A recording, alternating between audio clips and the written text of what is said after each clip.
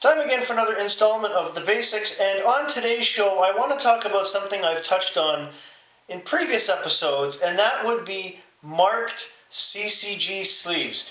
It's a big problem in tournaments, most notably in Pro Tour of Magic the Gathering, regionals, nationals. You've heard me go on about cheaters and things that they do to improve their standing, and one of the biggest scandals happened on the Magic Pro Tour, and it was due to marked CCG sleeves. So I'm going to show you how these cheaters do it and explain more about it. So let's get started, shall we?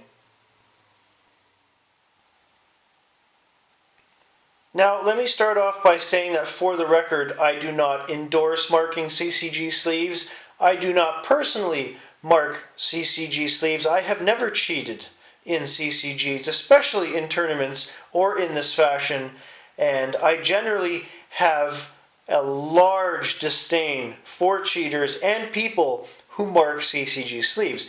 And one of the most famous cheaters that did this was a Magic Pro Tour player by the name of Yuya Watanabe. Most of you have probably heard of him. He's been banned for life for marking all of his sleeves, most notably certain lands and important cards, to know what was coming up in his deck and in his hand.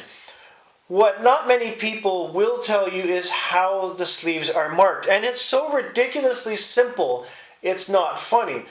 And a keen-eyed judge can actually notice this at a tournament. But anyways, I'm using my X-Files cards to illustrate, mainly because they're the easiest box to grab from my collection. This is a dry erase marker. You use it on a whiteboard. I have a couple whiteboards at home. I make reminders for myself, especially future episodes of this show. And I'm going to show you how deathly simple it is to do this. You take your cap off of your marker. Say I want this card to come up. This event card in the X-Files CCG. I'm looking for it, and I need to see it just by moving the tip of the card. All I have to do is make a little mark next to that card. Because it's a black marker, it almost blends in with the card. You can't see it from far away. For the camera to see it, the camera has to be about there. The reason why a lot of players end up getting away with this is because of the dry erase marker.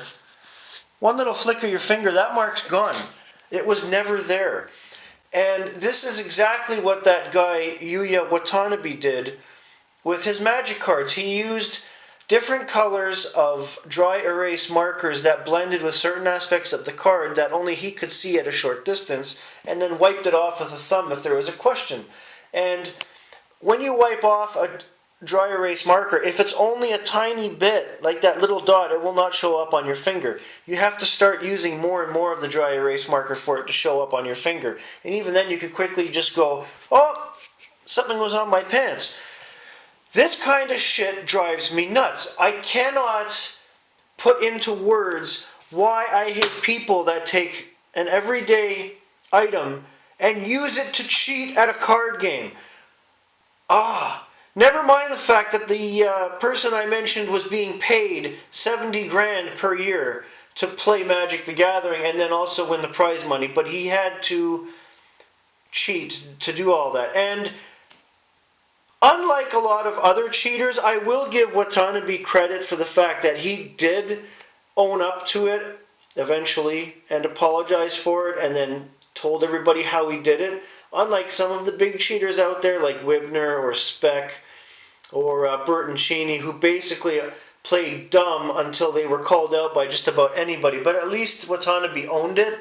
But still, a ban for life is even a slap on the wrist as far as I'm concerned, because if it was up to me, not only would they be banned for life for playing that CCG, they would have their cards confiscated, their whole collection. Pictures of them put in every local comic and card shop saying, don't sell to this guy, he's a cheating asshole.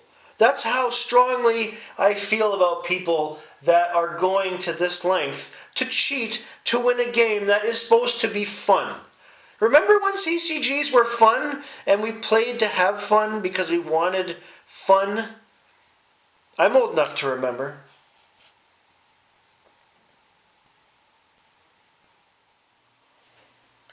Now, as an addendum, it's come to my attention recently. I haven't gone to any tournaments since the pandemic started, but there have been instances of judges at tournaments requiring, or even in the rules for the tournaments held by the sanctioning bodies, that a certain type of sleeve are to be used that are not easily markable. But you got to know that a cheater that's been doing it for that long, that goes to these tournaments, he's going to find ways around it.